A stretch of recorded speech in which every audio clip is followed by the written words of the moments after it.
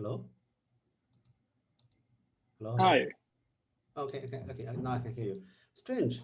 Every time when I join the meeting room, it automatically defaults to my computer's built-in microphone, which is non-existing, and not microphone, the speaker.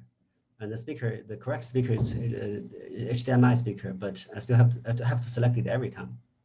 So Tor is there and Boone is there. We're waiting for James Brown, right? Yes, I believe so. Okay. Hello, Tor. Good morning. Morning or good evening. Yeah, but there's the sound quality is bad. Is it just me? Hello? It Sounds seems good fine to me, Okay. yeah. Let me restart my computer. Maybe wait a moment. Hi, James. Hi, Boone. Okay, the sound quality is bad here. Let me see if I can dial in.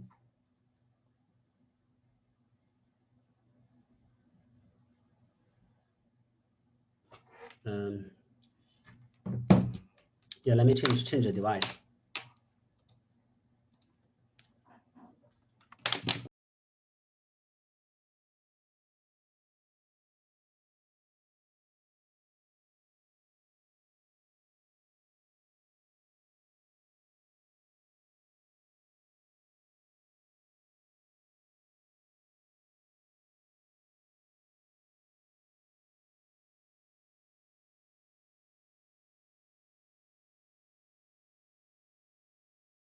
Hello, hello, hello. Hello. Loud and clear. Okay, good. So by dialing from mobile phone, I have no access to the screen. So let's get by with what whatever we have. Hi. Okay. Yeah. Okay. So actually, I have to get back to Zoom because otherwise I cannot share my screen. Sorry, I forgot that. Why don't you do both? Oh, good idea. So.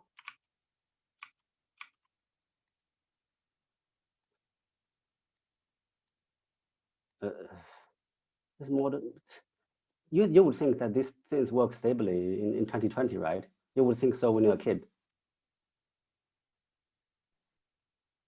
It was too long ago.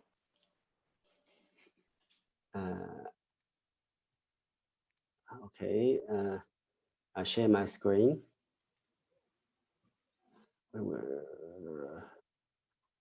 Strange, none of the selectable screen is my browser. Browser is not even an app. This is frustrating. Okay, I share my entire desktop then. Okay, it's not good because my desktop resolution is really high. Sharing my, I'll try to avoid sharing my entire desktop. But here we are. Okay, so we have this.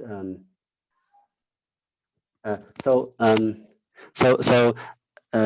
Victor's guidance, we should start on attestation work now. The previous attestation project was UEFI and the magic link in attestation format. And as a result of that project, Tor has produced a specification for encoding a attestation format derived from X509. And that was using an event ticket as example. Now, we had a meeting that we should prioritize the attestation format for more general use. And in this case, it's email attestation because it's useful for stuff like sending ether to someone without knowing his email address. Yesterday, Victor actually found me another use case which uses something like email attestation in a very similar protocol like being presented here. Anyway, let's go back to the protocol and we just briefly go through this. And also, Tor, as we read this again, can you have a look at my formatting? I changed the format of the letters like this, like A and Y, but I don't know if I have broken your formulas, expressions when I change the format. I'll check. I'll look. Yeah. So then we talk about what's in these test stations. Then that's the purpose of today's meeting.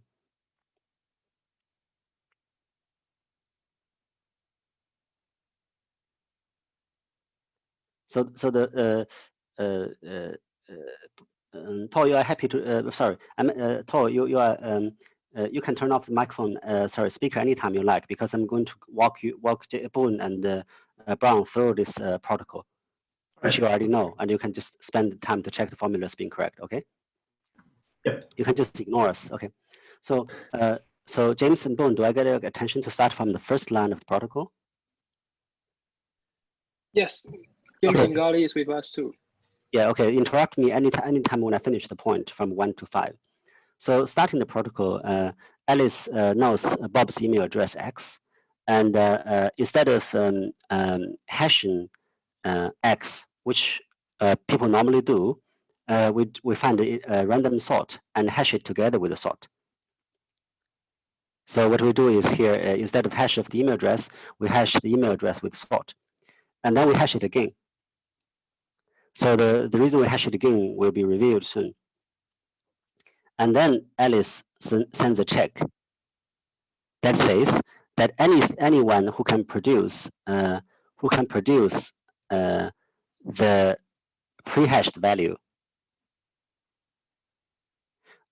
and has a authority attestation that binds that value to the signer of the transaction, which is which should be Bob, is able to get the Alice money. Now here it is implied that a attester is willing to attest that Y is relevant. The pre-hashed value.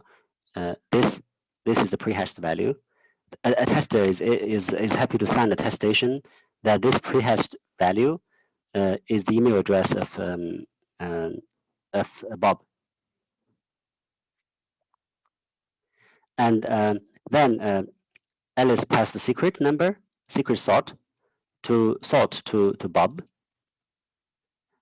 and Bob obtains Y, and then go ahead and ask a authority to sign attestation that attests that Y, Bob is the owner of the email address referred in Y. To do so, Bob convinced the authority that Bob has X, which is email address, and Bob knows S, which is the sort.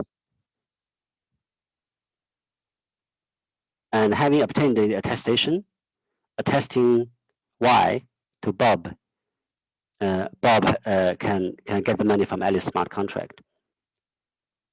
So the process is here, and the reason it's secure is, first, Alice is not revealing Bob's email address, and Alice, if the transaction is not redeemed, Alice is not even revealing the hash of Bob's email address with sort. And this double hash ensured that someone who is not Bob, who didn't receive secret number S, is not able to pretend to be Bob, even if this person has Bob's attestation and key. So that basically ensures that only the receiver of the magic link can redeem the money. And the second part, Bob gets Y by calculating this. Of course, Bob can do this. So why would authority give Bob such attestation that attests Bob have an email address represented by Y? That's because the authority knows Bob's email address, which can be written as X, and the additional salt does not have any impact on the authority's capacity to attest. Because if I attest you have an email address X, I can attest that. If I attest you have an email address S and you know a random number Y, a random number like 3, I can still test that. That random number does not affect my ability to test your email address. I simply attest that you know your email address, you have your email address, and you know a strange number. And that strange number prevented anyone from the blockchain to know Bob's email address. Okay, so this is the protocol. Does that make sense so far? Do you have a question on that?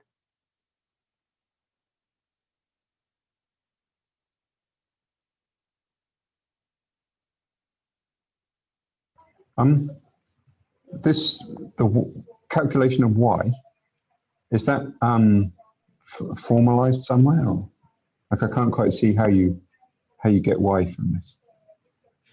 Who gets y? Calculation for whom to get y? Well, where does y come from? How would you calculate that? So let me solve that, because if you ask, other people might ask too.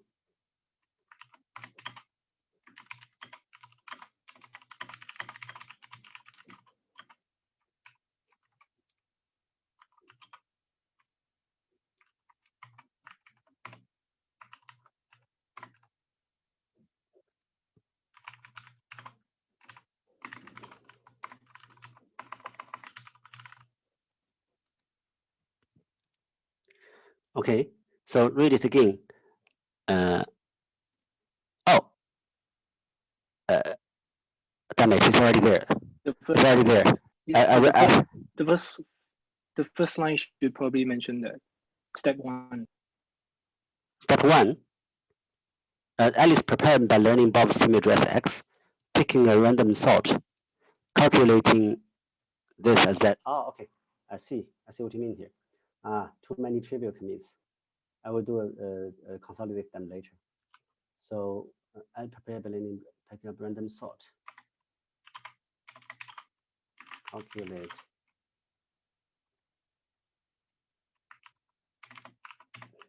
as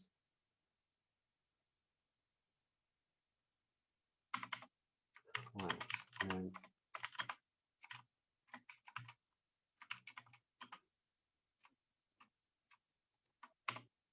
is this better?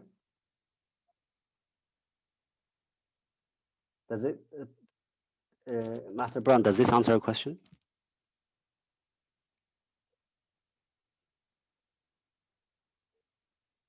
Because this is how Alice calculates it, and this is how Bob calculates it.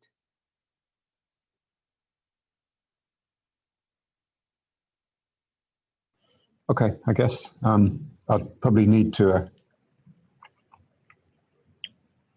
try and calculate both of them before I understand it completely. But I can kind of see how it works. You have an extra right parentheses, by the way. Pardon? Oh, yeah. There's an extra. Damn it. Okay. Okay, let me do this again. Okay. Okay, so yeah.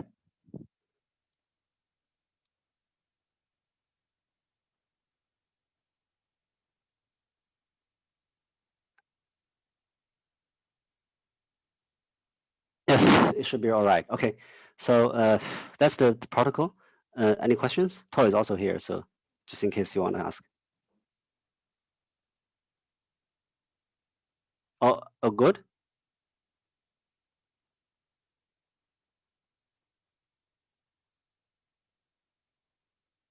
Hello?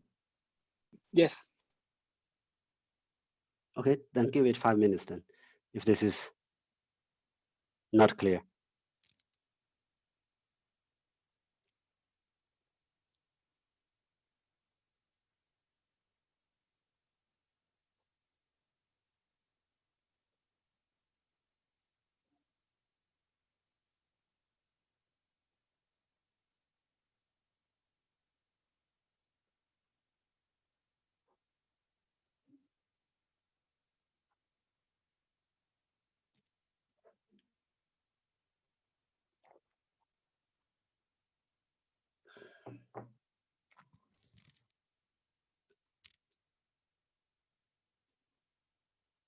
Hi guys, I just jumped in briefly.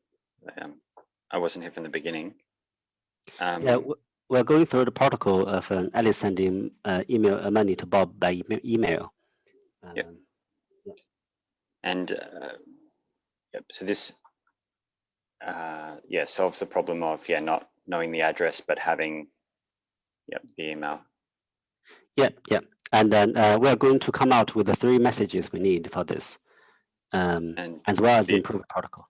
Yeah, the assumption is secure transfer via email. That's we assume is a secure pipe. Yeah, private, Yep. kind of. Yeah, but the idea is a bystander is not able to learn Bob's email address, the recipient's email address. Yep. Okay. Yeah. Okay, so if this protocol is all good, can I go on with the improvement, or would Todd do the explanation of the improvement? Because he will be more ask accurate. one question. Please. One question. Mm. Does it matter if the authority knows what is the hashing function? I assume authority knows the hash. You mean whether or not it's PCAC or SHA-256? Yes. Oh yes, this is this is a good question. We are going to solve in the message process. Right now, we just assume that they all use the same hash function. Okay. SHA-256 is the best hash function. Yeah, that's running joke, I know. Yeah. That's Todd, just for information, the running joke is about the banks. People, when they want to look professional, they will say SHA-256 is the best hash function. Then everybody start to look at him as if he knows something.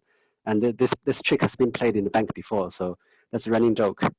not saying that it's not a good hash function. It's just yeah. I'm not surprised that sort of confirms the stereotypes I have about banks. Yeah.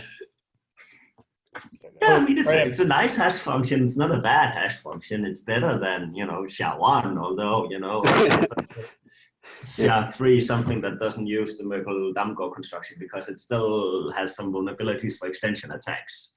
Yeah, So, the point basically is that it's a decent hash function.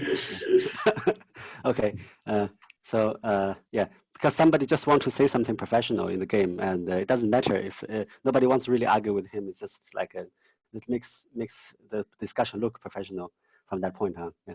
Alrighty. So so the next one, the improved version. Sorry, Boone, do you have any other questions? Shall we go on with the improvement? Right. Go ahead. Thanks.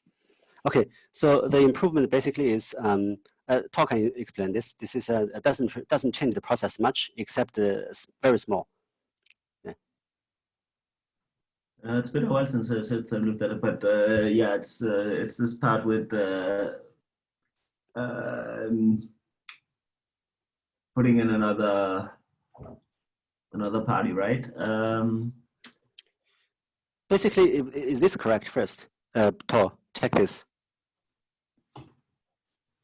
Sn versus prime. Give me a second. It's been a very long time since we looked at this last. Yeah.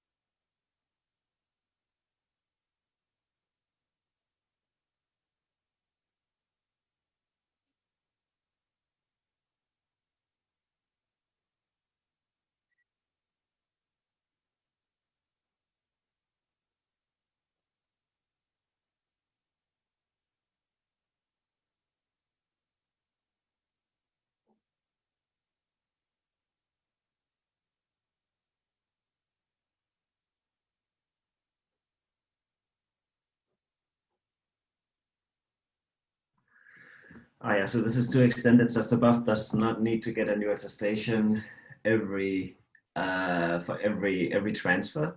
So it's only for the first one that someone transfers. He can even do it before the first one, because if he does it before, yeah. And then rely on this by basically having new seeds, which new random new random salts, which becomes the exponent on the y value, such that you need to solve the discrete log problem in order to impersonate. So, and basically the idea is then that we can form a chain of the attestation based on Bob's knowledge of all the previous salt values. And this is where, as Weiwu has highlighted in the bottom, where the computation of this A value comes into place. Yeah, that's correct, is it? Yes, it is.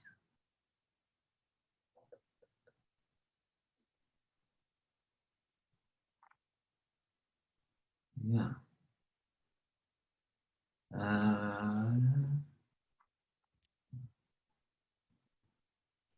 Hold on, let me just.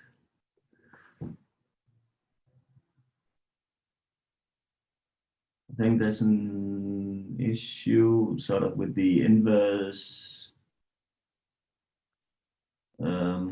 This bit, yeah. Or at least like compared to the other one. Because I mean we need to cancel out the S prime, right? That's currently not what happens now. Now it becomes h(x) to the power of S inverse times S prime squared, which is so the second S should be.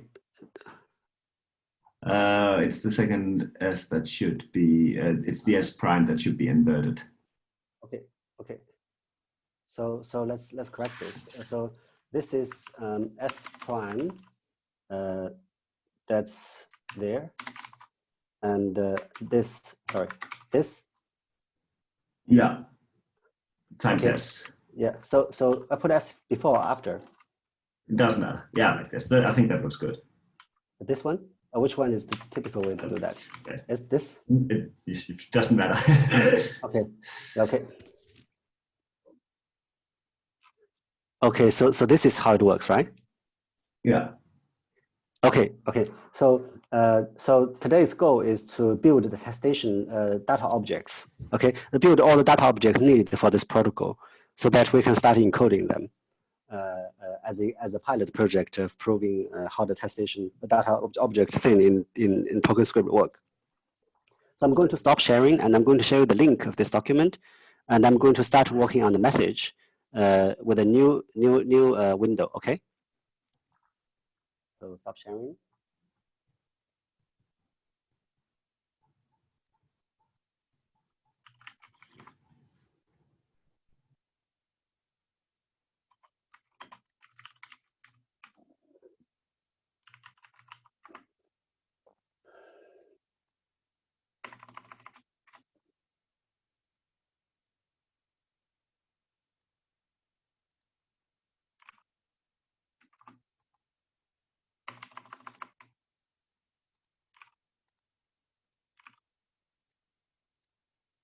Okay, then I start sharing again.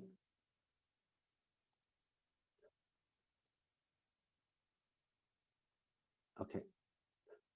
So I hope this is big enough for your screen. And you guys can open the web link in the background to check against this part, check this attestation against data objects against the protocol. Okay. So first, there are 3 data objects.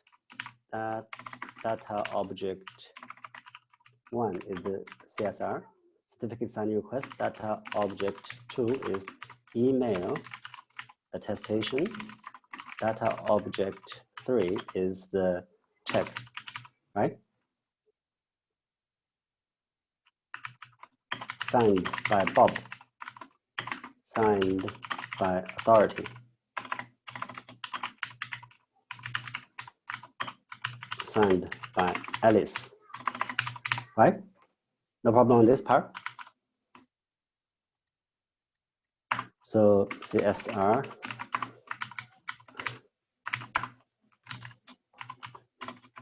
I guess last time we have decided that we simply use EC recovery, so the data object doesn't contain the public key, right? So basically that's it.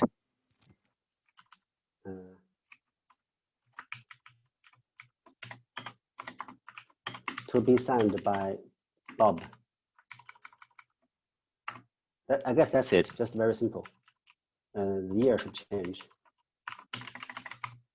Yeah. And maybe what is normally there? Is the authority public key normally there in the CSR as well? Not.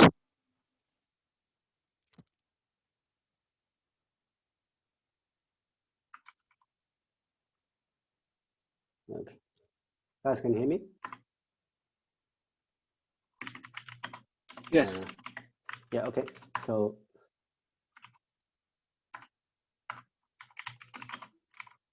sorry. Okay, so Tor, have a look. Is this all we need for CSR? Basically, the most important bits.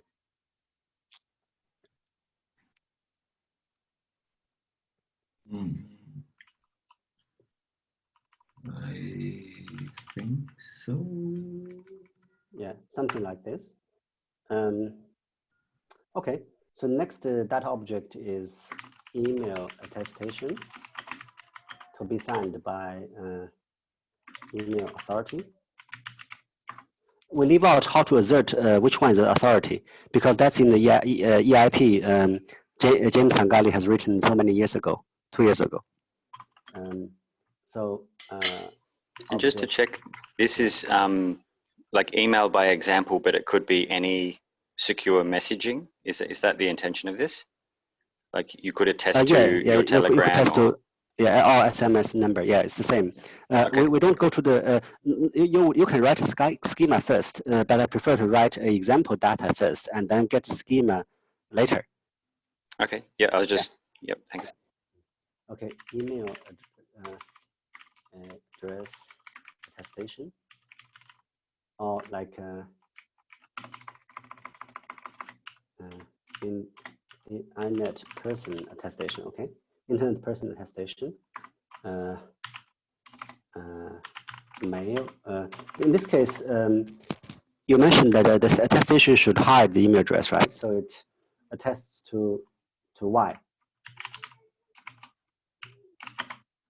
Yeah, I don't know what should we write. Should we call value Y?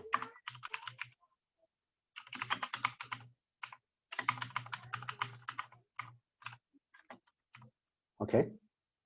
Is there anything else?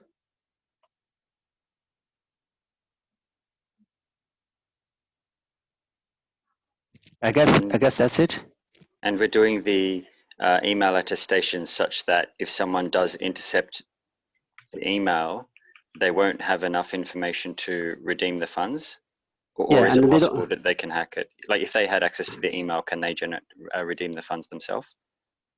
If they have the email attestation, so the requirement is that the signer has to verify that. So apparently this has the address of public key of Bob. So subject. Oh, I meant if the email is compromised, yeah. So we assume we assume the email is not compromised. The email account is not compromised. Yeah, that's right. Yeah, that's right. I mean, at least until he gets this attestation. I mean, assuming we only trust one authority, or at least that the authorities we trust verify that there has not been multiple attestations asserted with different keys to the same email. If that's, but then again, it depends a bit on the policy of what we want, because I mean, you might want to change your key at some point. So yeah, I don't know. I mean, like the issue is if you compromise the email and get an attestation showing that you own that email, then you can put in your own. Then you can put in your own public key and reclaim the funds. Yeah. Whereas if we only allow. Zaki, in the protocol where you send Ether to someone by email address, it's implied that this person owns the email address. You can make this hack more difficult by having a short expiry.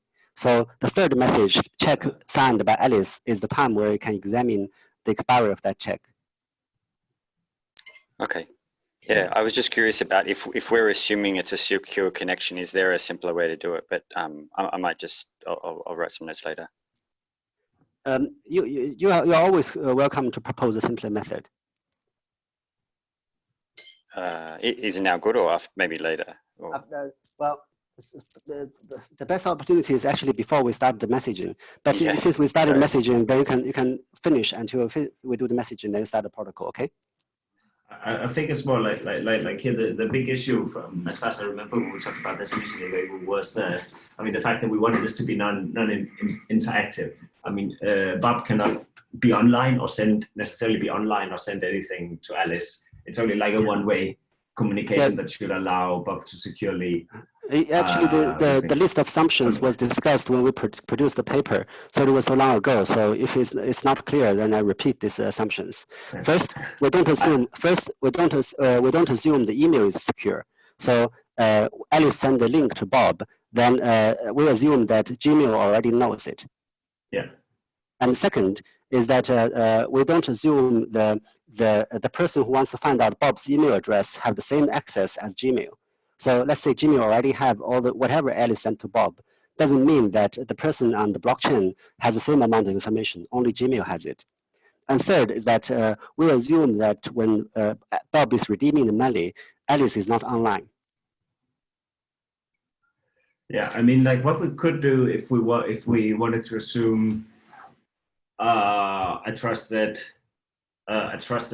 channel would basically just be that Alice makes a new key pairs and transfers the fonts to that and sends the key. I mean, then she still has. Then it's not really locked in any way. She can take it back since she also. Yeah. So if you can establish a secure channel between Alice and Bob, then actually you don't need to send anything by email address. So the email address is out of the question. You can simply send the keys there. Yeah. So the objective is a one-way send over something that's not compromised, and that will give the recipient the ability to safely claim the ether. But at any time, if Alice wants to block that, they'll have the opportunity to, because the ether hasn't left until the recipient claims it. That will be a smart function, contract function that we can write, but not in the protocol. We can do this because we can do it anytime. That's why we didn't put it in the protocol. And the protocol is which part? Sorry, when you're saying protocol, what are you referring to there? Oh, okay. So I send you the link again here, James. Okay, if it can be done with a smart contract function, that's I'm not sure where are you saying protocol. Okay, so here the revocation of a message can be done in the protocol. Can be done by the smart contract, and this is not written in the protocol. Click the link and see and read the protocol there. That's because we can edit anytime. It's not the consideration of an safety of the protocol itself. It's something can be added on anytime. After. Yeah. Yeah. It's the What's same the thing link again, Weiwu? I can't see it in the chat. Oh no, I sent it privately to James. Ah, right. Okay, that's right. So I can send it again. I don't know how to. How to do that? Zoom. This is really useless. Chat. Okay. Okay. Now I sent everybody through Zoom. Okay. So it's the same reason, James Aki, that we don't include how to when we do secret sharing, Shamir secret sharing protocol.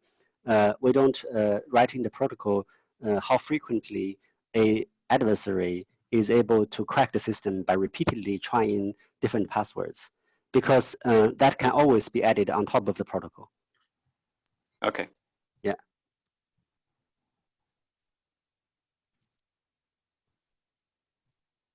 Okay, so shall we come back to this one? So this is to be signed by email authority, right? Okay, so we have the subject public key, Bob's public key, or Ethereum address. Yeah. If it's Ethereum address, then it's subject address.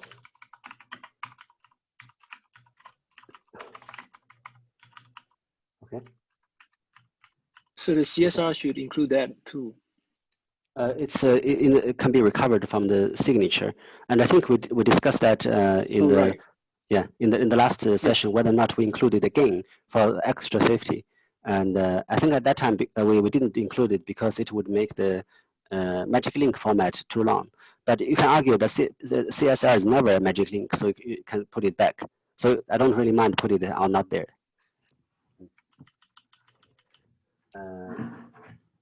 Okay, so this is the email attestation, and it has to be short. So subject address, not the public key, because it costs gas. And third is check.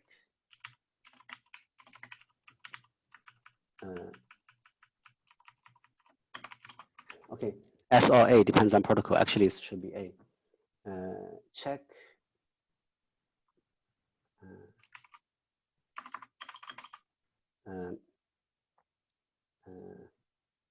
Check has an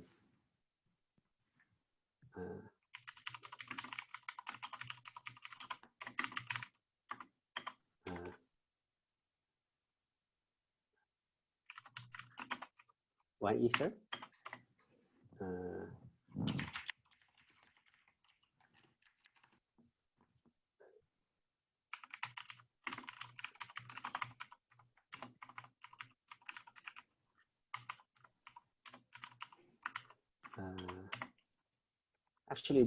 Actually, wallet contract is optional because it might be included in object class. We didn't decide last time whether or not we include the wallet address in object class. But never mind. So the recipient must have a wallet contract, or can be just an address? It must have a wallet contract or contract of some sort, like a proxy contract as well. So what you do is you can do a WETH, and then you authorize WETH to be accessed by a proxy contract. That is also a solution. Yep. Check object class. Check. Check redeem ether. The wallet contract probably implied by the object class. And that's something we didn't finish discussing last time, whether or not it's implied by the object class. Redeem.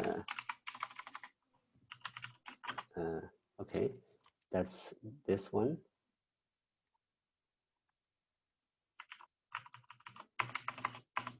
Redeemer and expiry.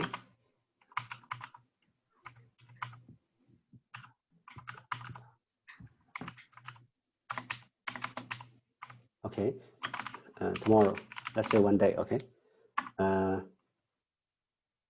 Expiry and sort, S. So here the sort should be A, right? It probably shouldn't be called sort in this case. Secret, okay?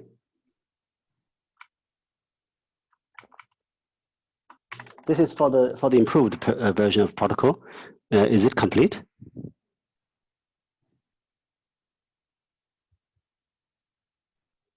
Check.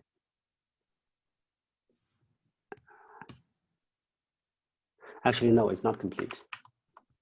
salt should not be here.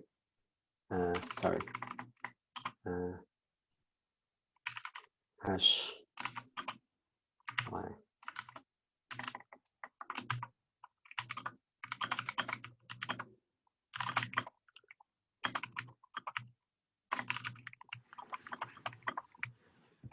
Okay.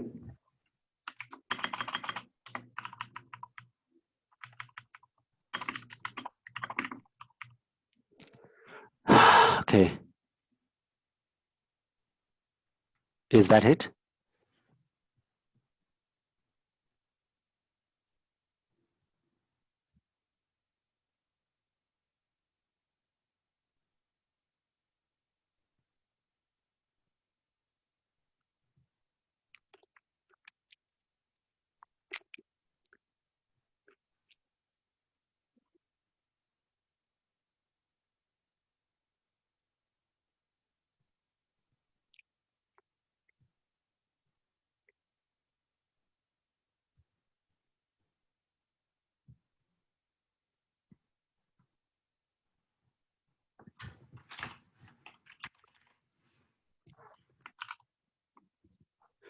Is this one according to the protocol?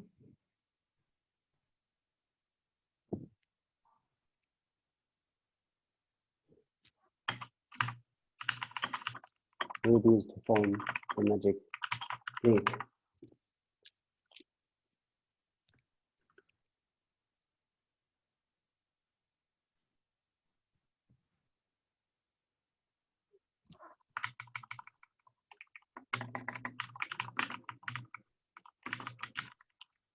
Okay, something like this. Email address requirement Y.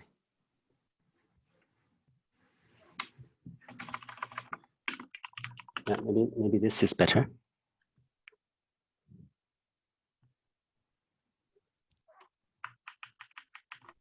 In the CSR, is the secret supposed to be A?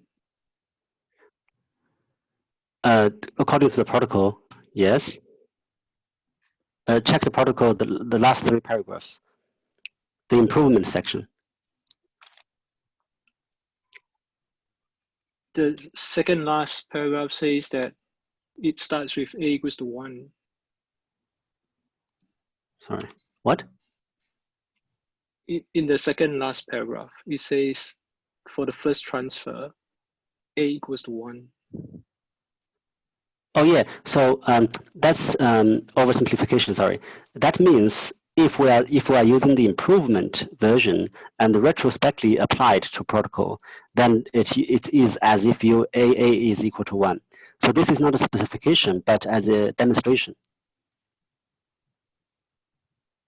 This demonstrates how this would apply. The improved protocol would apply in the previous protocol, but I probably should do it the other way around. That is, the process. So what I didn't write here, I can write it here.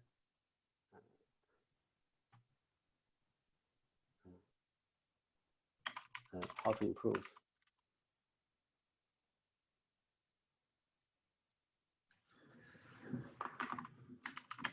Improved protocol. Okay. First, Bob obtains attestation with his email address. Weiwu, sorry, I also see I said something. I said something wrong. It was written correctly before with it was S inverse. I just misunderstood the second last. Just misread the second last line. Sorry. Okay, so this is correct, right? Sorry, this is correct. What happened? What it says in the top, yes. At the moment, yeah, what it says in the top is correct. Yeah. Okay. So above attestation. Okay, so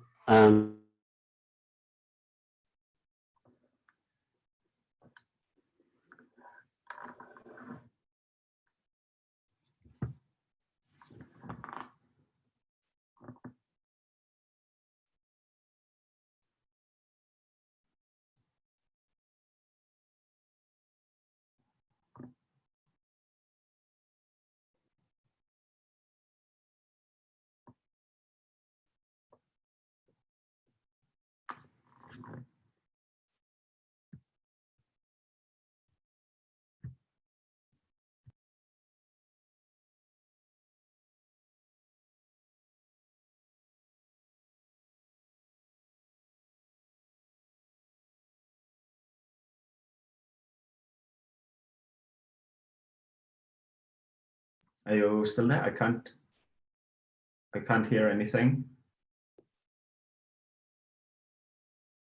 I can hear you. Weiwu, you still there?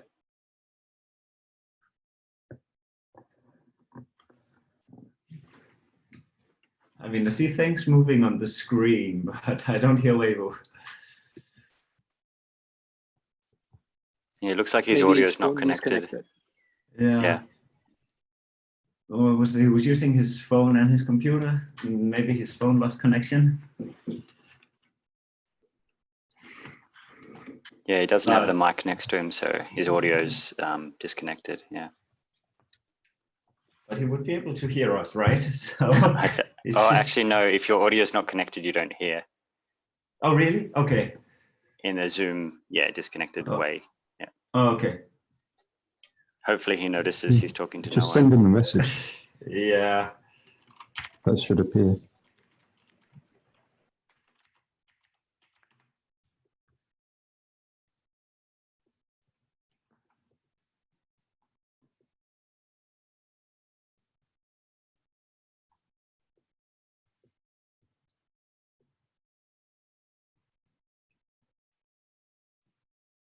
Or does someone want to call him? I messaged it in the group chat, but.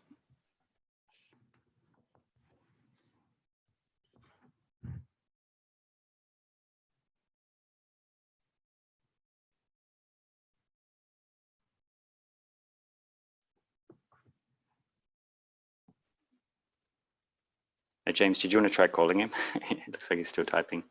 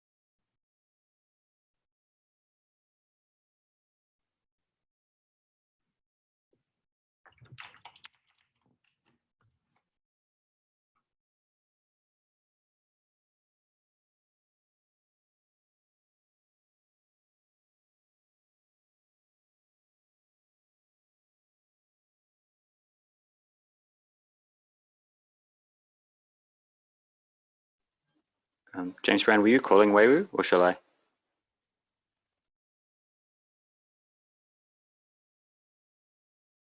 Tori, are you still there, or have I dropped off? Still here. Okay. Maybe James Brown and Weiwu are talking now.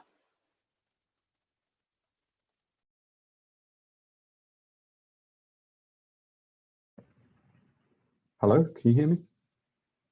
Yeah. Had you called Weiwu? I tried, but he wasn't Okay. picking up. No, okay. He's typing. He must notice at some point, right? Yeah, it might take a while. Yeah. We'll see.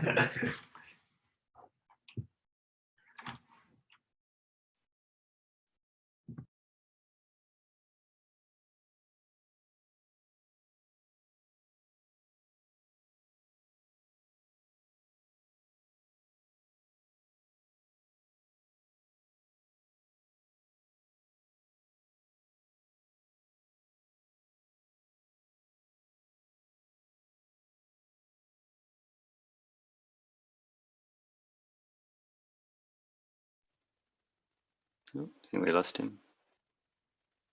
He was restarting. James Brown, quick question. I only looked into the magic link. Okay. Oh, okay, he's back. Oh, good.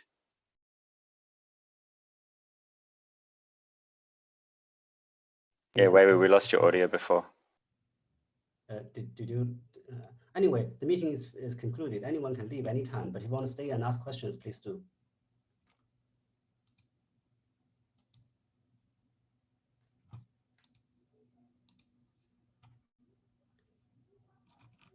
Hello, hello, hello. Yes, we can hear you. Anyway. Yeah. So I think basically was an important thing Saki mentioned, like which model we're actually considering here, because I mean, we do assume the email is somewhat of a secure channel, right? In this, I mean, it like using this flow allows us to basically ensure that Alice cannot basically claim her money back after trying to transfer it, or like give the key in parallel to other people. So I mean, this flow does add some more security compared to just sending the private key in plain on an email. But yeah, as mentioned, like Google or whoever would still be able to claim the money. Like anyone who can get an attestation that they have control over the mail account would be able to. I mean, just knowing. So I think the other thing is just knowing the seed itself is not, you know, enough. You need to have this attestation that you control the mail account. So even if it's intercepted because one of the client's mailing servers does not use TLS or something like that, that still wouldn't be enough. You would still have to compromise the user's mail account and get this attestation for that account. Yeah, so the other consideration is your email address being compromised. It doesn't have to happen in time frame. So if you simply a simplified version is I send money. Two things. First, the simplified version is that I send the private key to Bob. I, as Alice, send my private key to Bob on a newly generated address. Is this what Zaki proposing? Yeah. Okay. So a few considerations. Sorry. No. Oh, sorry. Then I misunderstood you. Yeah. No. It was one way, I guess, is sending that via a seed. I wasn't thinking of the of locking it up in an account, but for the purposes of that can still go on.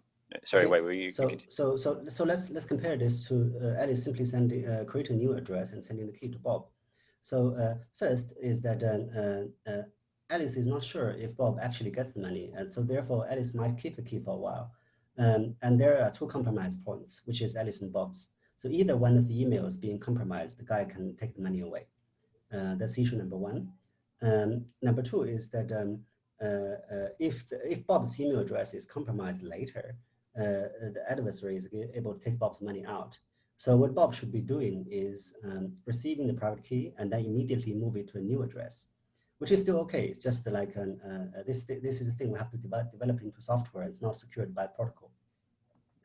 And the third thing being that Alice and Bob can use some advanced technology, like Alice might, two bands. Alice can send the link to Bob through Telegram or SMS, and then Bob is able to redeem it with his email address. And this is difficult to do if the seed is just sent directly, because then you have to rely on security for one channel. And last is that some security measurements can be implemented on the authority side. So authority can have a policy not to issue email address attestation too frequently, for example. Yeah.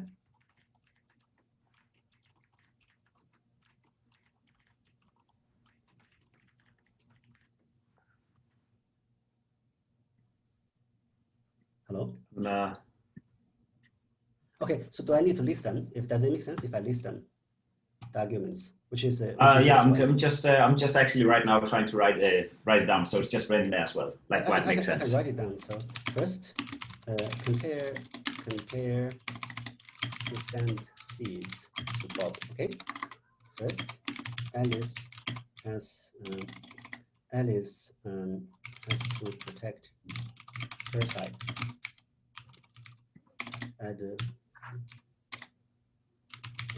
Adversary hack Alice. Okay. Second,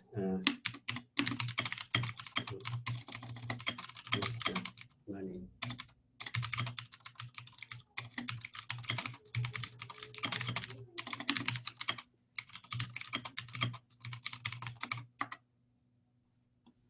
Okay. Third,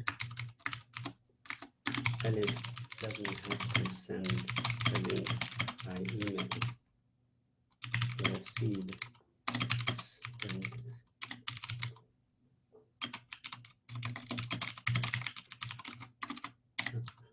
and the fourth one is authority can have security policies.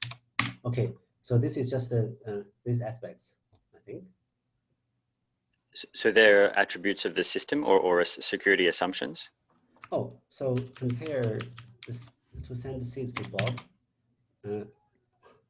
The sending seeds method are the following. This is, yeah.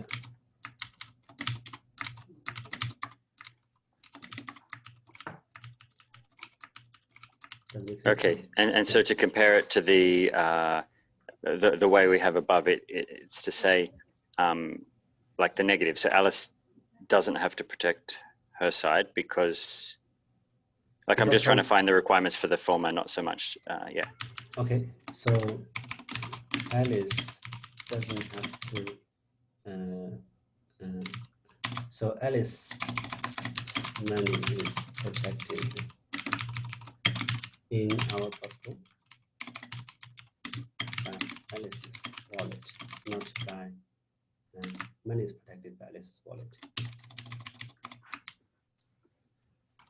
And Bob's wallet, not by email providers. Okay. If I write it in full, does it make sense? Is my work helpful to you? What I'm doing right now? Zaki? Oh, maybe not for me personally then. No, that's okay. Okay, yeah, okay, so, yeah, so it's sorry about it. Already, yeah. Am I trying to answer a question? Maybe no, not exactly what I've asked, so I might just leave it till later. Okay, yeah. Okay. So more questions? If you can retire to the drinking party anytime. Otherwise, you can just ask me questions. Boone, are you still interested in why Bob creates number A, or are you happy with what we have so far? Yes, it's okay. Okay, then it's all good then. Okay. Maybe a quick question then. In comparison to magic links, what's this has extra use of, like a magic link is like a signed message, and this is better because this one uses magic link.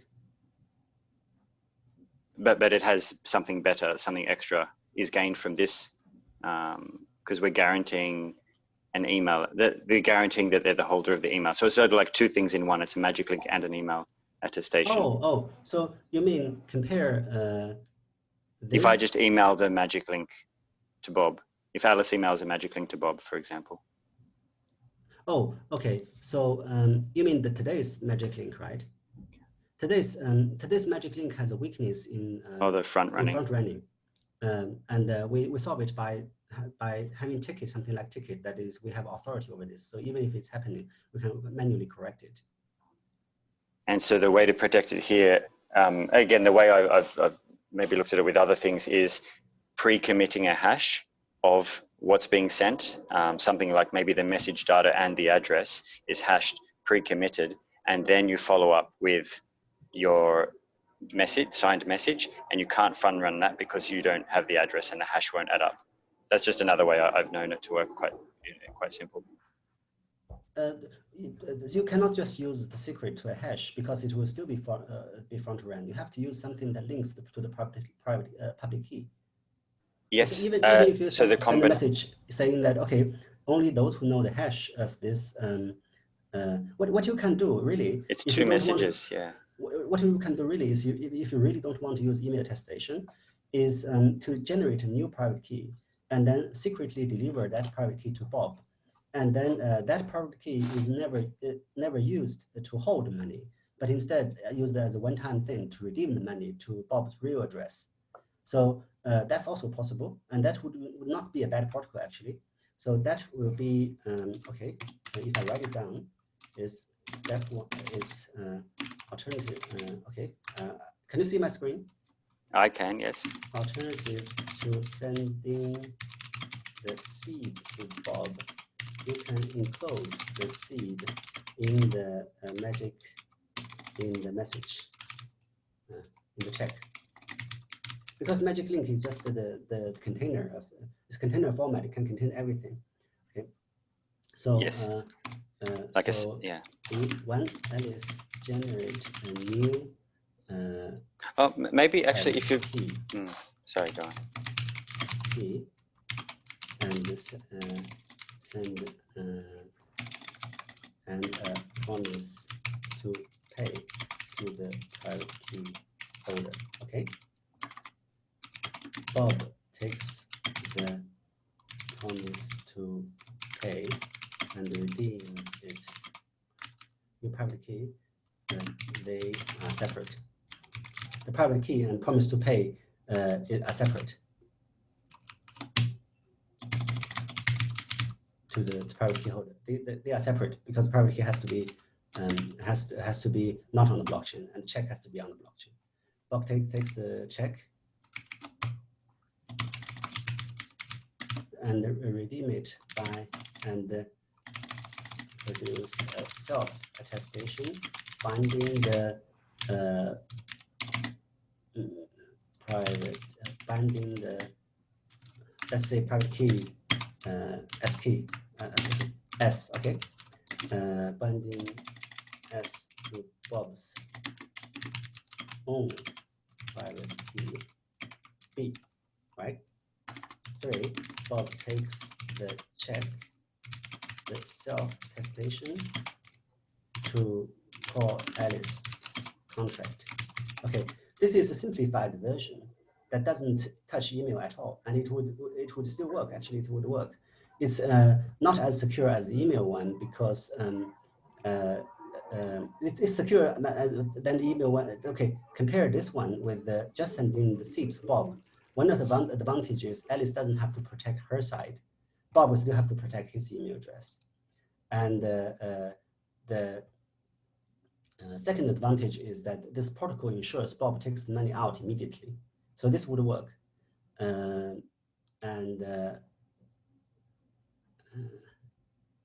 Yes, this would almost work. Yes, this is a good protocol, but it wouldn't protect Bob from anyone who have seen the connection. So it requires a confidential connection. As in the secure email, or which Signal part? is better because secure email is not end-to-end. So anyone intercepting the message can steal for the funds? No, actually. Oh, yes, so anyone can intercept the message can get the funds. Which is not the case for the email one. Secure, yeah. Connection. In the secure, the email one has the fault that the guys can still get a fake attestation, but that can be amended by either having the security policy on the email attester or having the message being sent in a different channel than email.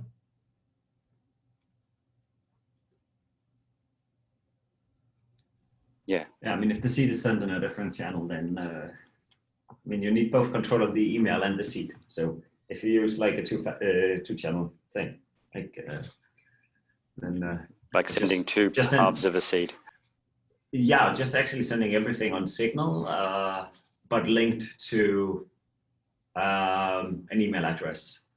I mean, if you know someone's Signal ID and the email address, I mean, you can use Signal to send it end-to-end encrypted, like the seed thing, and then you do an attestation based on the seed and the email address, which then the email provider wouldn't be able to do since they won't have the seed. Yeah, I guess I'm trying to figure abstractly what problem we're solving. So we're saying we only have one channel and we want to send one thing. And for us to do that, we require a central authority to attest to everyone's emails. I mean, you could also, or I mean, I think like in general, it would be better to just use Signal or some, but I mean, not everyone has Signal, right? Some sort of end-to-end channel that can be attested So I Yeah, mean, if you can have an just- authority that consist of yeah. both email, Signal, WhatsApp, or whatever, then you can use that. And then you can send the message Yeah, end-to-end encrypted, so you protect against the service provider in that case, assuming that it is actually end-to-end encrypted and they haven't, made some back-end changes that we Yeah. don't know about. But And I guess that's where I'm trying to scope the original problem, that we're assuming we don't have multiple ways to connect. We just have the email, and for that to be successful, not only must we have the email, but the person must be able to have another service that uses the email to attest. Yeah, so one of the security policies And you it's can trusted. build is that, but this security policy is not very good, but one of the things you can do, use security policy to amend it is, once you have issued a attestation to Bob, you don't issue it on request. You just okay, if you want to attestation, I can give an email attestation, but if you want it again the next day, there might be something. Because the attestation is issued to Bob in a secure channel, because the tester already know Bob's public key. It can encrypt the attestation. So Bob shouldn't have the reason to receive a magic link and immediately ask for a new attestation.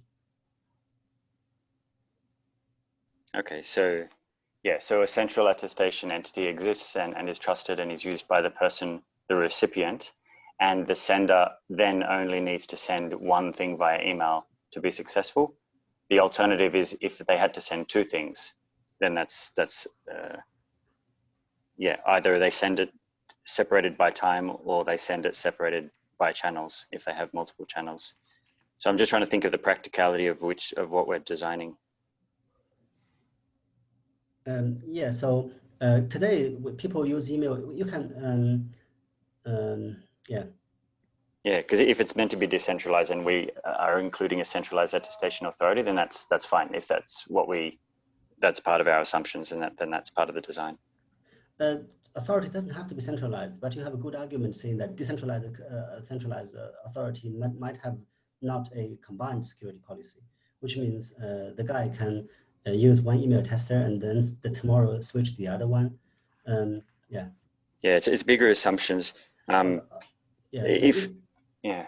In a bigger sense, a tester, the role as a tester is really difficult to remove from the ecosystem. This is just a very simple example. So let's say you want to have a rule that only citizens that are not United States citizens are able to participate in ICO, or only those who are investors are able to participate in the first round. Then it's difficult to avoid having to have a tester. I don't know if we still have time. I can just share some dot points that might be wrong, but it's sort of, I guess, inspired by Magic Link. If I put it in Telegram, are you able to, because I'm just not on my... Can you see this chat message? Yeah, it's on my phone. Oh, sorry.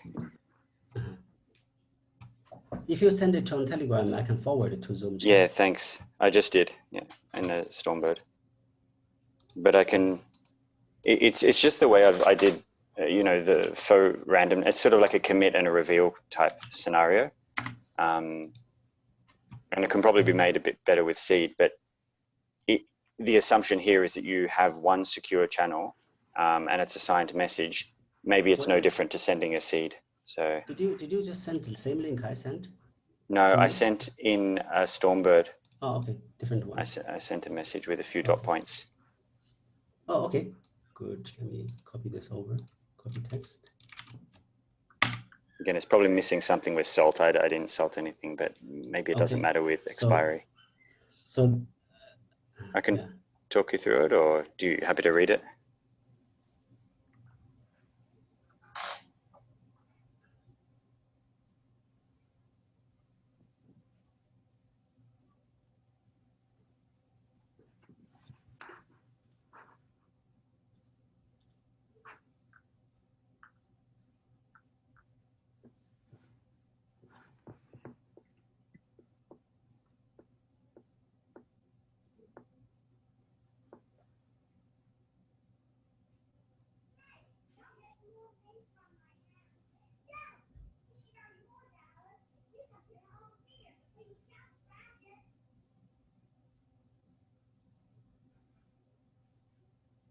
it's probably naive. I only just put some dot points down, but it doesn't.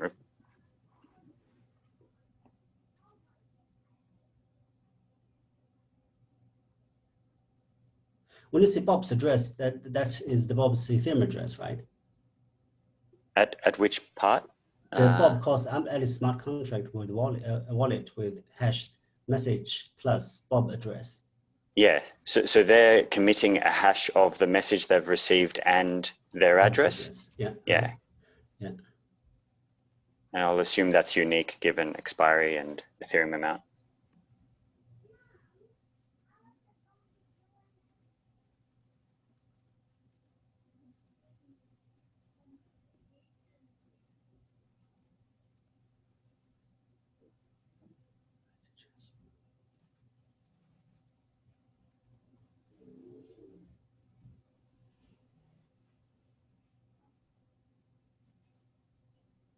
Tor, you can see that, right? Yeah, I'm looking at it. Okay, cool. Yeah, reading it.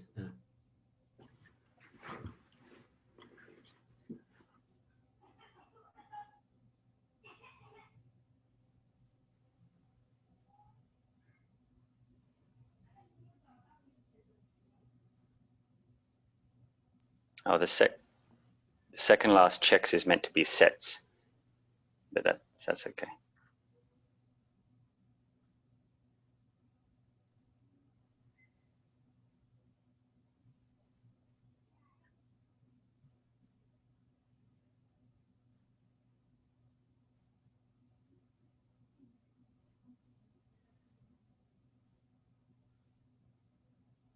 And I don't think you can front run it. Yeah, this is good. Look good. Let me think. Yeah. It just requires 2 transactions at one, but look good. Yeah. Yeah, I think that was something we originally talked about, like the issue with multiple transactions. Or am I thinking of something else we talked about, Weiwu? Oh yes. So the way it works is first, Alice sends a promise to pay, and at this time, the promise to pay is to pay anyone. Therefore, nobody is able to use this message. And what Bob does is to commit the hash of this promise to pay. So this is very specifically solve the front running. Therefore, Bob is later to post the promise to pay and redeem the money.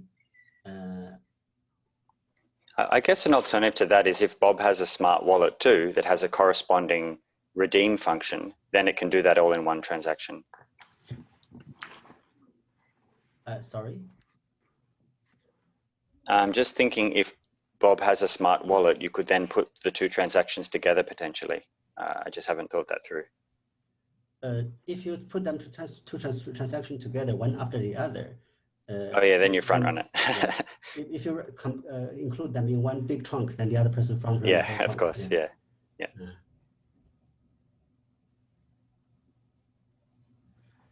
But yeah, if that's then another criteria to say 1 transaction, then yep.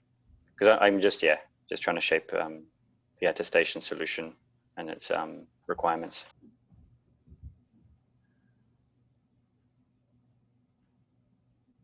So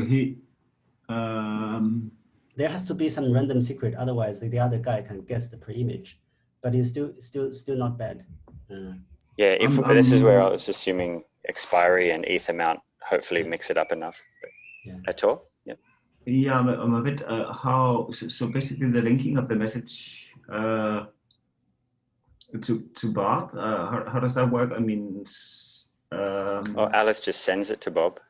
Yeah, so it's basically like a blank, like anyone can redeem it, right? The promise. Oh. Exactly. Yeah, that's the problem with that one. Yeah. So this, so is that when you refer to as front running, Weiwu, is like when the miner intercepts this and. Oh, it can't front run though. That's the committing of the hash.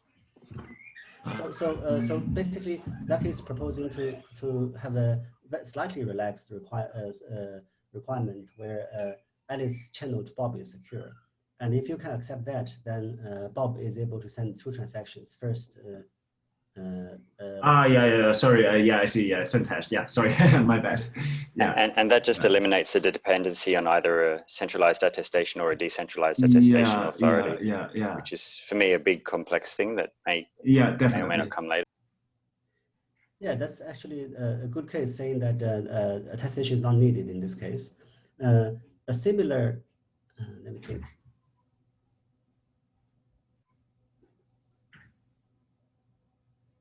Yeah, it's like magic links, but without needing an authority to do the transaction for you. Yes, but it's actually simpler to use the alternative protocol here.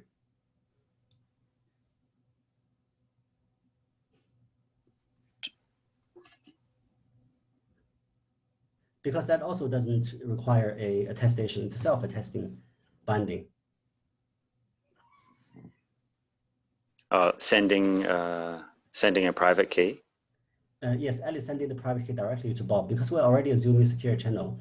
And so how Bob, many transactions? So the way I've got doesn't require any transactions from Alice, right? Because it's her smart wallet that contains the funds, and she just signs the message.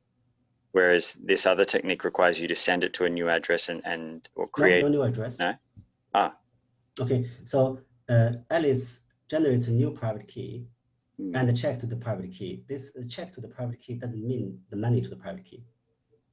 Okay, right. So they specify this address can receive funds with this message. Yeah, and Bob takes the check, which is the promise to pay, and then Bob already knows the private key S. Therefore, Bob is able to provide self-attestation binding S to Bob's private key B. So Alice's funds are in her wallet, or they're in the new wallet? At this time, the Alice's money moves in step 3. Okay. So in a way, by sharing the private key to a new account, it's like we know the address we're sending to then. Yeah, except that we've got a signed message saying send to this new address, and then we give the private key to Bob of that new address, and then they action it after. Yeah, in this case, because money has to be sent to the new, you can imagine a new address. It doesn't have to be a new address. In fact, the private key doesn't have to be ECDSA, but you get the idea. The idea is you have imagined a new address, and Bob bind that new address to his own, and the Alice smart contract simply recognize it.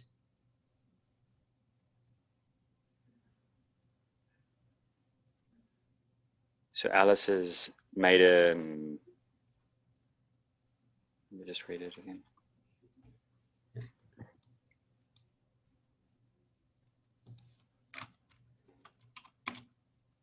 So the private is like, the secret source that then they bind their address.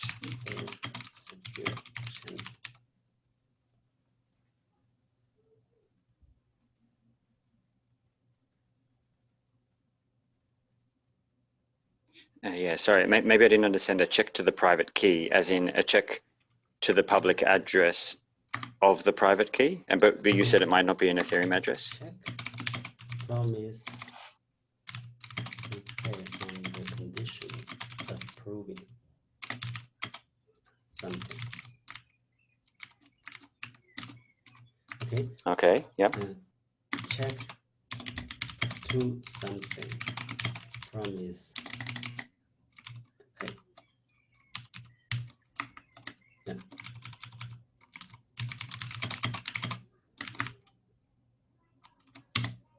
Okay.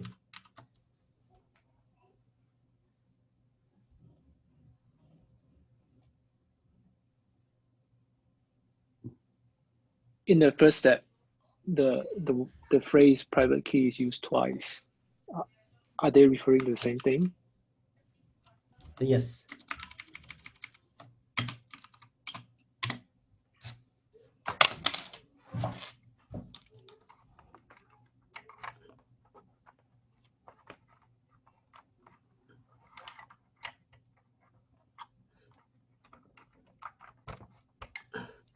Okay, so a check to the private key S holder means a check to pay anyone who can prove that he has the private key S. Okay. So that's like some secret it doesn't, key or not, it's like some secret number. Is that how abstract it can be? Yeah. Yeah. It's not a hash because you cannot front-end it, because the other person is required to prove ownership of that, not actually give that.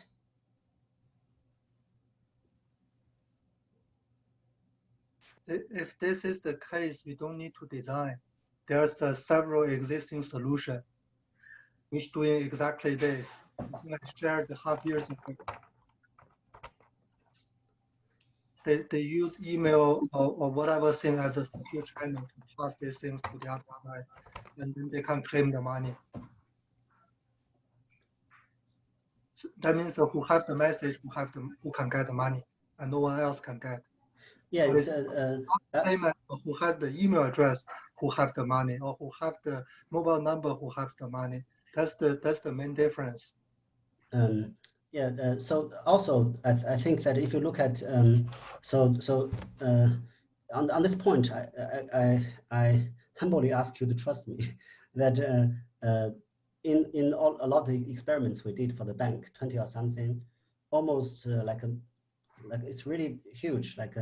Most of these projects will only be possible if there is a tester. And in this case, you can argue that in the case of email, this is really simple use case, and you can work around it. For example, by assuming email being secure, you can do that. But a tester is the issue is there is a thing called a tester exists, and they are part of the business, but part of the business model. So if we have a trusted authority or entity, So example being. For example, is the colonial first state example being a financial advisor would provide advice to invest in certain things, therefore sharing the responsibility with the investor to a limited extent. And an investor is not supposed to invest without one of the security advisors being able to provide such advice. That would be one example. The other example is a line of credit issuer is able to attest that the person who is doing the shipping has a limited responsibility of the products they are shipping.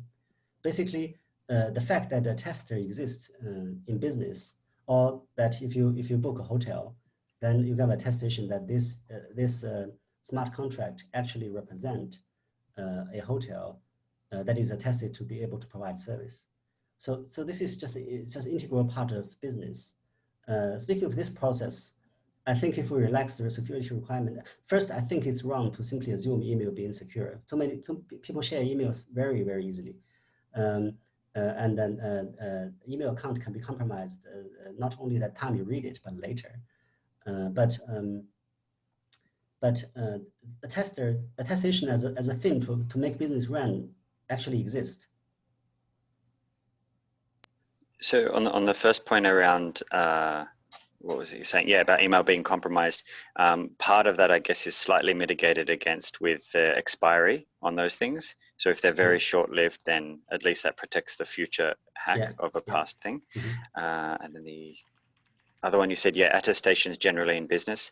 I can understand that. And that's, I guess, more than just signed messages. It's more than just claims. Like if someone's signing saying, I witness this or I condone this, it's just signed data, and the idea is to use it without revealing it, and that's the challenge you're solving with this example. Is that?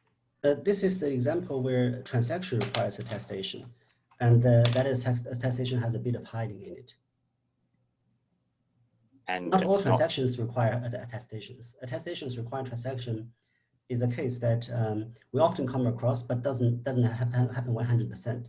So, for example, in many cases, you can put attestation on the transaction issuer instead of in the transaction. So what you typically do is you log into a website, and the website is called Certified Investment Portal. And alternatively, instead of attesting to the transaction, what you can alternatively do is to provide attestation to the website. And so that website knows that you are, for example, covered by a financial advisor's advice to invest more than $1 million in one time. Then, because the website itself is a tested investment portal. You can design a system that blockchain simply trusts transaction coming from them. That's also a way to do that without involving using the attestation on the blockchain. I mean, I agree that there will be circumstances that need attestation. So yeah, I understand that. But in terms of existing work, like zero knowledge proofs, and that's a form of non-revealing, like proving something without revealing the knowledge of the thing. That's useful in those scenarios, right? Like ZK not verify. Even if you use zero knowledge proof here, you still Alice still needs have to have Bob prove something that is not Bob's email address, because zero knowledge proof is not leaking knowledge at all, but leaking no knowledge except the point being proven. So the zeroness is not giving out anything. It's related to what you want to prove. So if you only need to be attested for, let's say your hotel is certified to provide a business service, you can probably use zero knowledge proof, although attribute-based proof is easier and cheaper. You can probably use that, but in the case of a specific case, traceable case like this one, you at least can write a check requires Bob to provide zero knowledge proof that he owns bob.at.example.com email address, and then Bob still have to review that. Alice already reviewed this before Bob can prove anything. So what Alice would still have to hide it by hashing it together with a sort.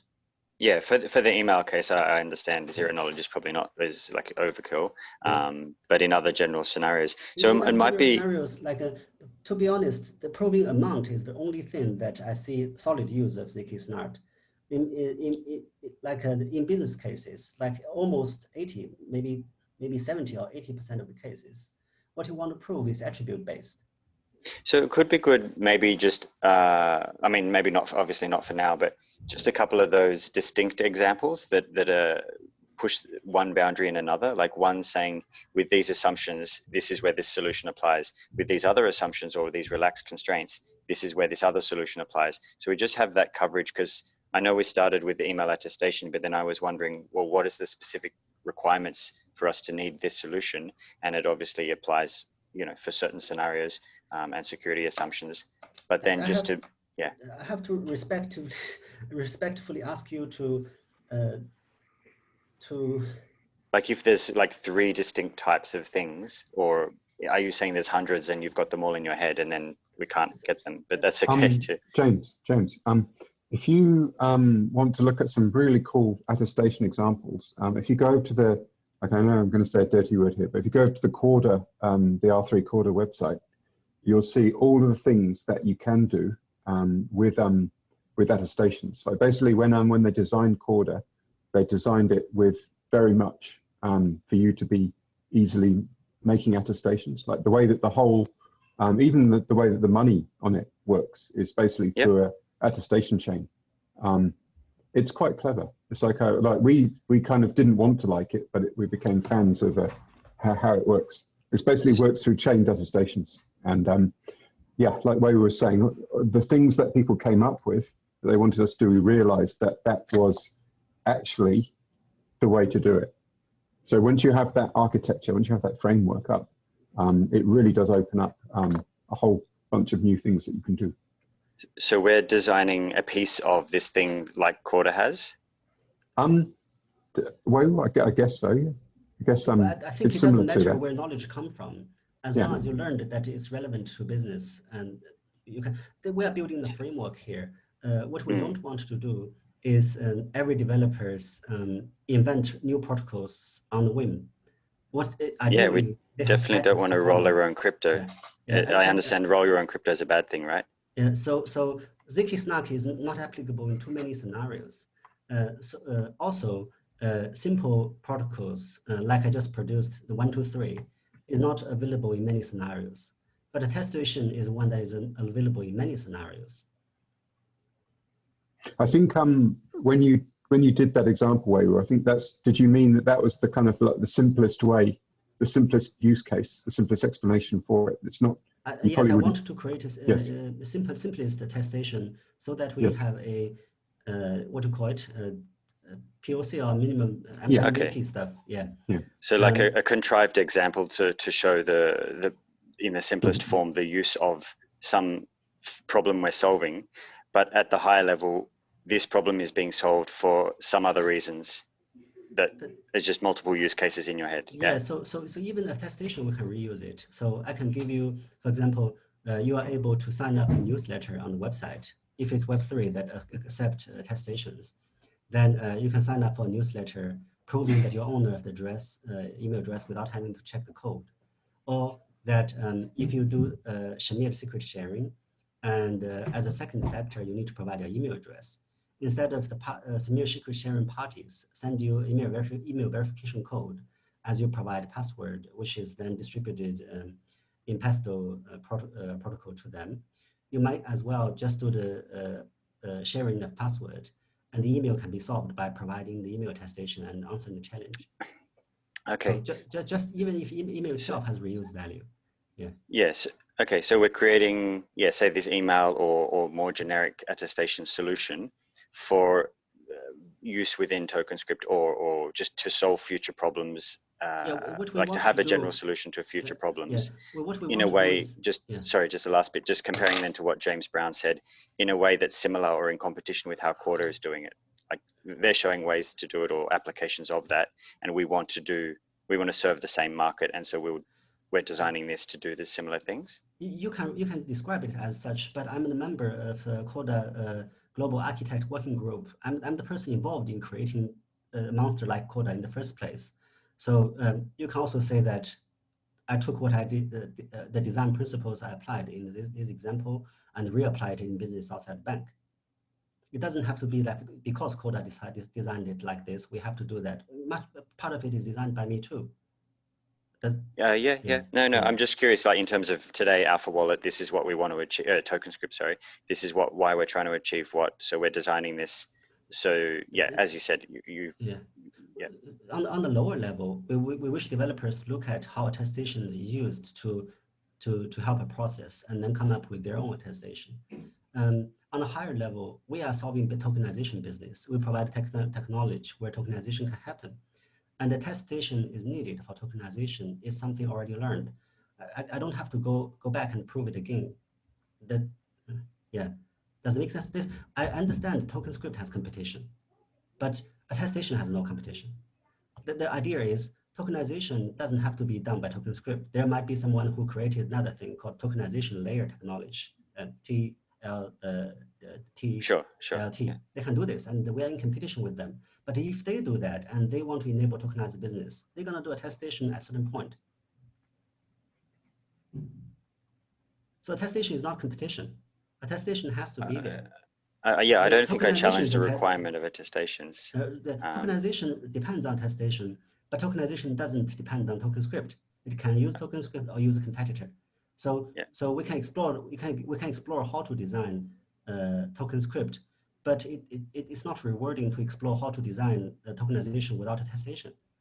No, that's not what I'm trying to do. No, but I understand that. Yeah, but TokenScript will need attestations, and this contrived example is just to implement attestations with contrived example that is email, even though it might not be the most practical example.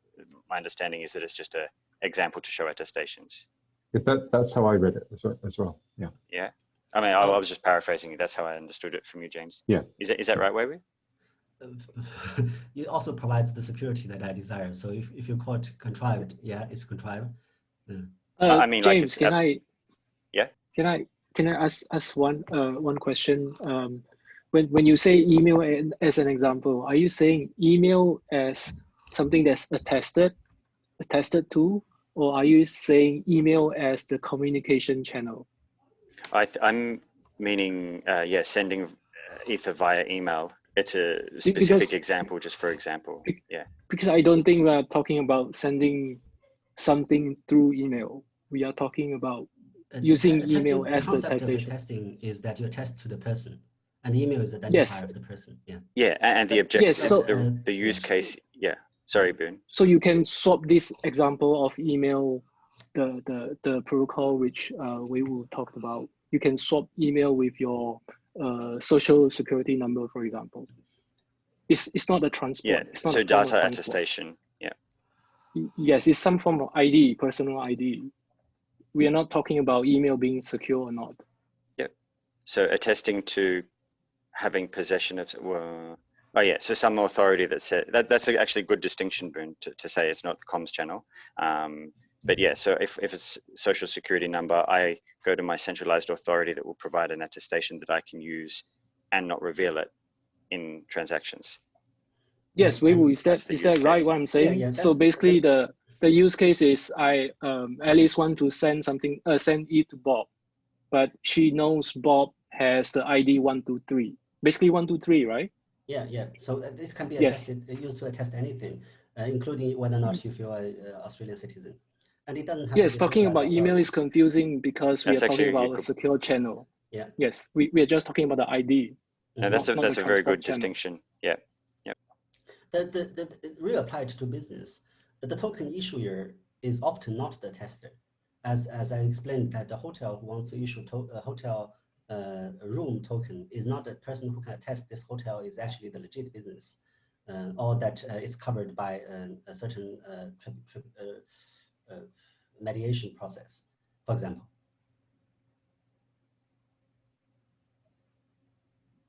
Or that, yeah, you get the idea.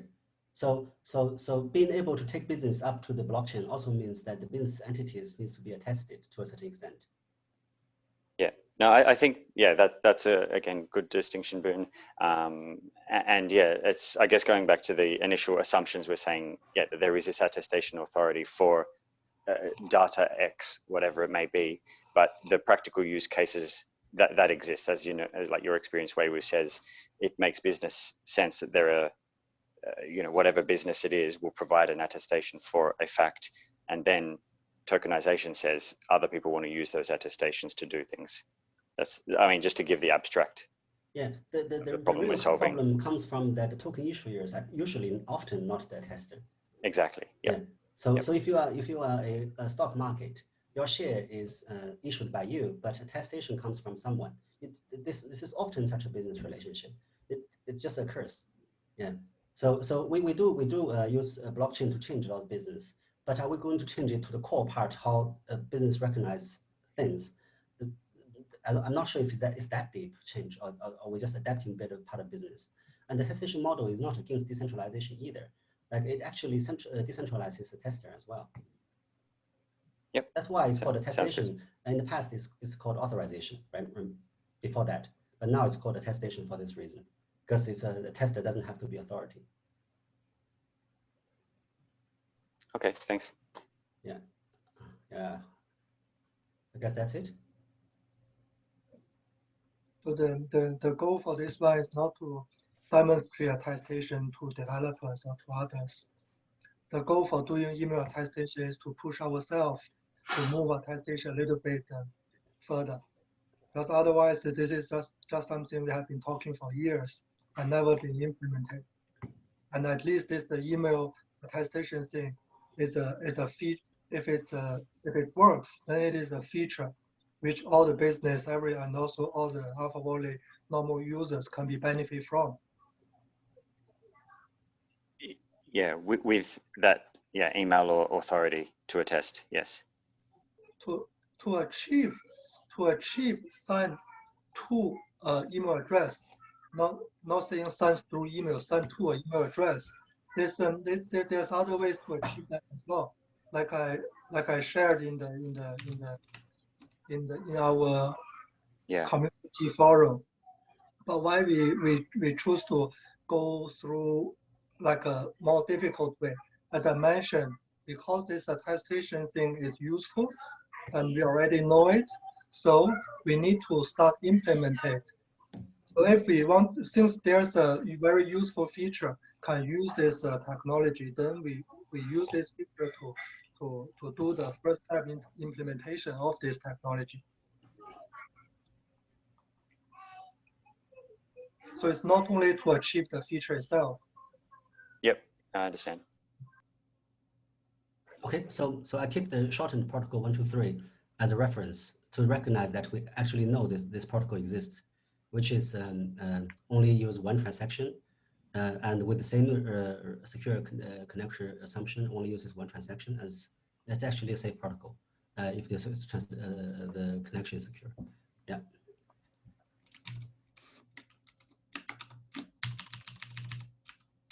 Okay.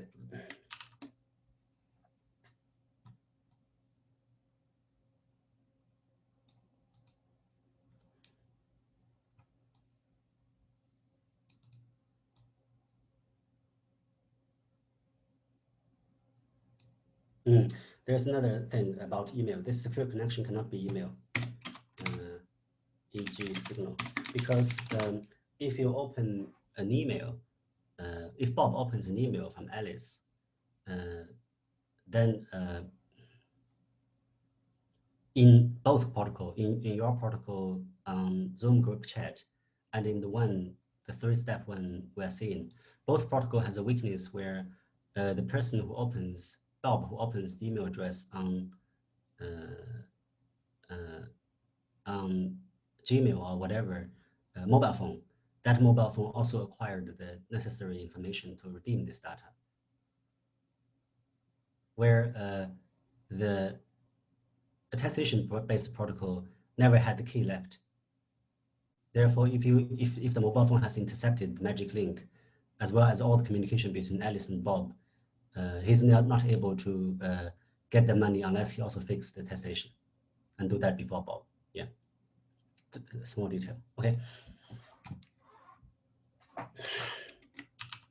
Okay, is it all good now? Sounds good. Hello? Yeah. Thanks. Okay. Okay, talk later. Bye. Thanks. Thanks. Bye. Cheers. Bye.